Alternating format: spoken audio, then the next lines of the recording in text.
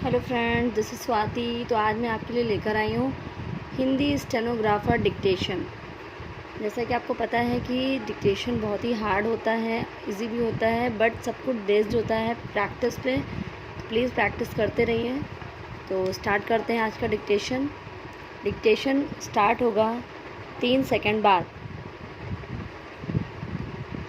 सभापति जी, भारत के अग्रणी मनीषियों ने राष्ट्र के विकास के लिए युवा शक्ति का उपयोग करने के प्रयास किए हैं और इनमें महात्मा गांधी और रविन्द्रनाथ टैगोर के नाम उल्लेखनीय हैं।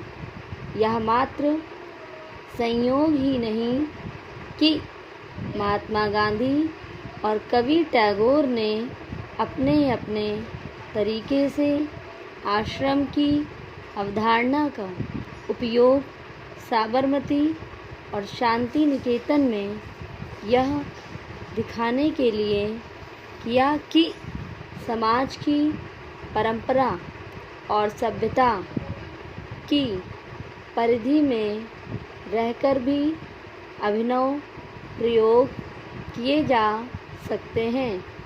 मैं विशेष रूप से कवि के उस शैक्षिक दर्शन और शिक्षा पद्धति में उन प्रयोगों का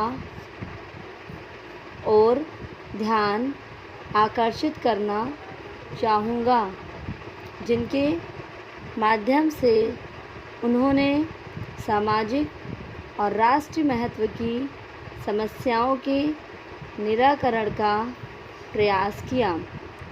आपको याद होगा कि श्री निकेतन में कवि और उनके मित्र ने ग्रामीण नवनिर्माण की उस कार्य योजना को आगे बढ़ाया जिसमें एक साथ अनुसंधान, सामाजिक कार्य, कृषि में नए प्रयोग तथा ऐसे लोगों के प्रशिक्षण की भी व्यवस्था थी कि जो श्री निकेतन से निकलकर ग्रामीण क्षेत्रों में गाँव के विकास को प्रोत्साहन देने जाएंगे।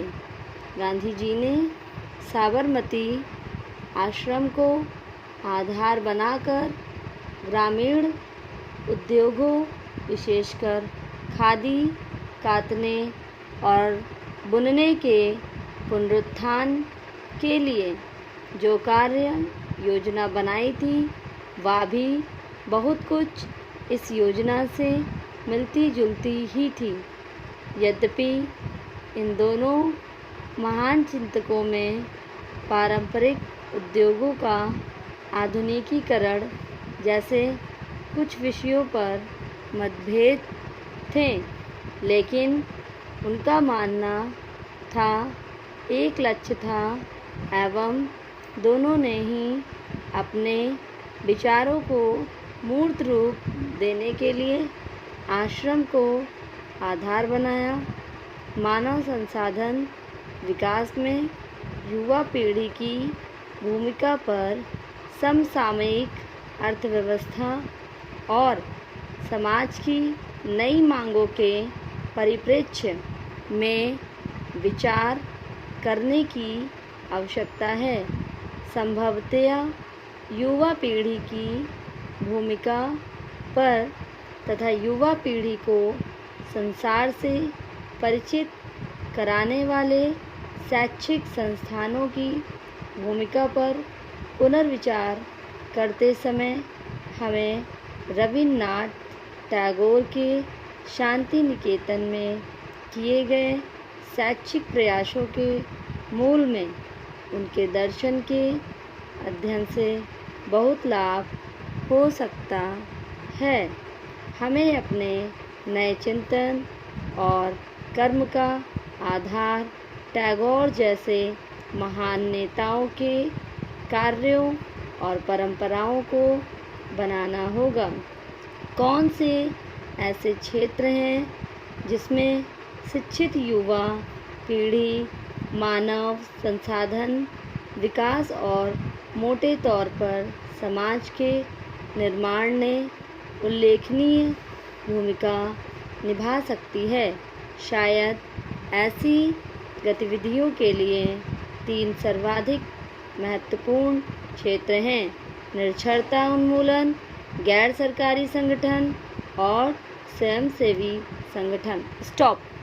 तो गाइस, ये था हिंदी स्टेनोग्राफर का डिक्टेशन। आप लोग डिक्टेशन लिखिएगा, प्लीज़ कमेंट बॉक्स में मुझे बताइएगा। ऐसा डिक्टेशन आपको ना कहीं मिलेगा, ना जल्दी प्रोवाइड होता है। इसको फटाफट लिखिए और बताइए आपकी कितनी मिस्टेक्स हुई हैं। अगर आपकी मिस्टेक्स हुई तो प्लीज़ उन्हें सर्किल कीजिए और इसमें जितने भी हार्ड वर्ड्स मैंने बोले हैं उन्हें प्लीज़ 20 टाइम्स आप ज़रूर राइट करिए, रिमाइंडर करते रहिए, अलग एक डायरी बनाकर। Okay friends, bye bye guys.